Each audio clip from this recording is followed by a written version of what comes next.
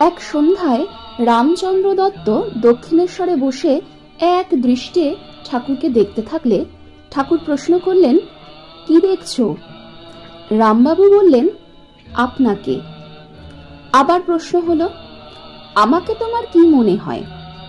রামবাবু বললেন, আপনাকে আমার চৈতন্যদেব বলে মনে হয়। তিনি তখন চৈতন্য চরিতামৃত পাঠ করতেন। উত্তর শ্রবণে ঠাকুর একটু নীরব থেকে বললেন, বামনীয় অর্থাৎ ভৈরবী ব্রাহ্মণী ওই কথা বলতো বটে। এই বিশ্বাস রামচন্দ্রের মনে এতই বদ্ধমূল হয়েছিল যে একদিন গিরিশচন্দ্রকে ধরে গদগদ কণ্ঠে বলেছিলেন, গিরিশ দাদা, বুঝেছ কি?